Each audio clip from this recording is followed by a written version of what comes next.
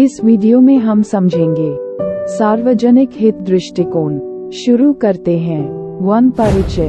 विभिन्न व्यक्तिगत, सामाजिक और व्यावसायिक गतिविधियों में अक्सर सार्वजनिक हित का एक तत्व शामिल होता है।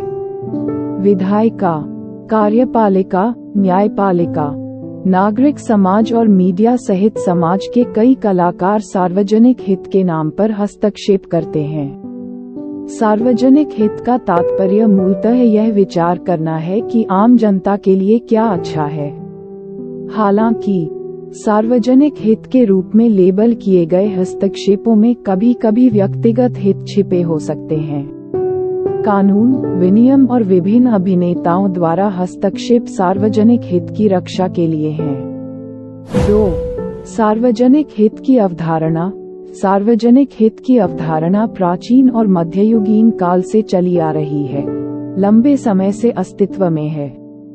उदाहरण के लिए, फारस में साइरस महान, प्लेटो और अरस्तु ने नागरिकों की भलाई के लिए शासन करने में शासक की भूमिका पर जोर दिया।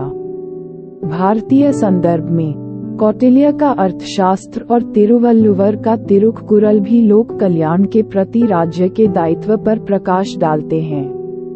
हालांकि सार्वजनिक हित की परिभाषा विकसित हुई है, जिसमें जनता की भलाई के लिए असुविधा के विचारों की ओर बदलाव आया है। औद्योगिक क्रांति ने व्यक्तिगत हितों, पूंजीवाद और स्वहित पर ध्यान केंद्रित करने को बढ़ावा दिया, जिससे सार्वजनिक हित की अवधारणा कमजोर हो गई।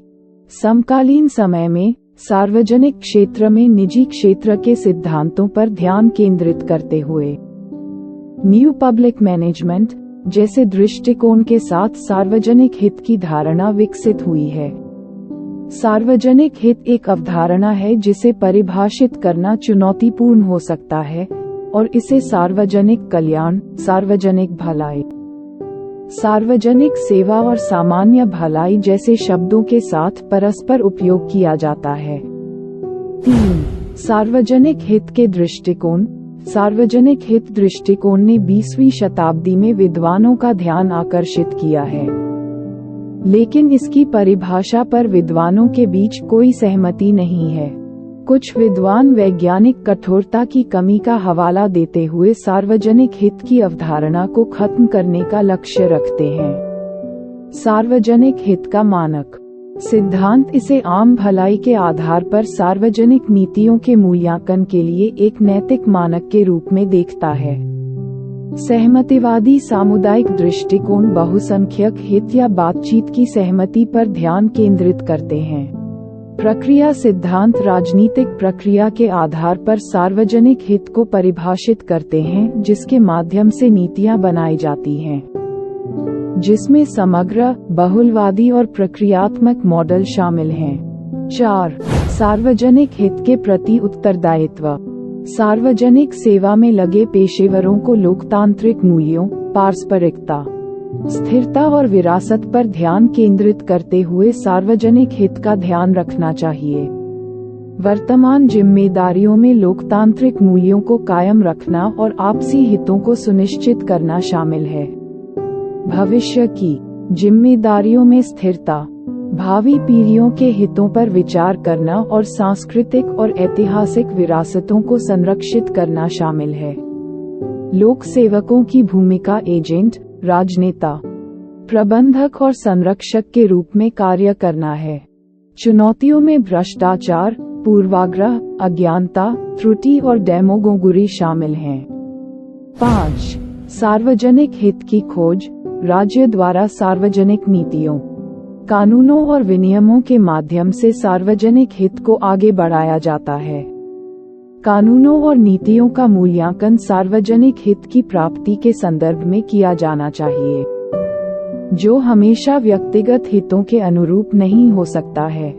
सार्वजनिक हित को कानूनी तरीकों से भी आगे बढ़ाया जाता है, जिसमें सार्वजनिक हित कानून, राजनीतिक और सांस्कृतिक समूहों का प्रतिनिधित्व और सार्वजनिक हित मुकदमेबाजी शामिल है।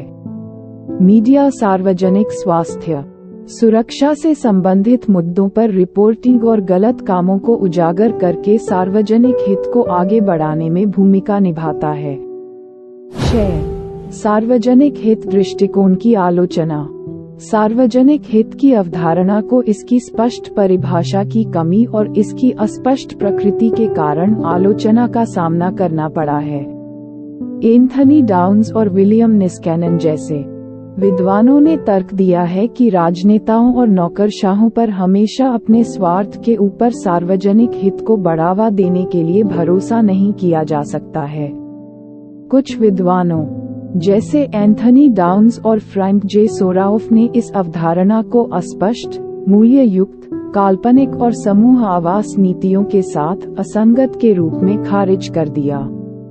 आलोचनाओं के बावजूद सार्वजनिक प्रशासन में सार्वजनिक हित एक प्रमुख अवधारणा बनी हुई है, खासकर उपसमूहों या अल्पसंख्यक समूहों के अधिकारों की रक्षा करते समय।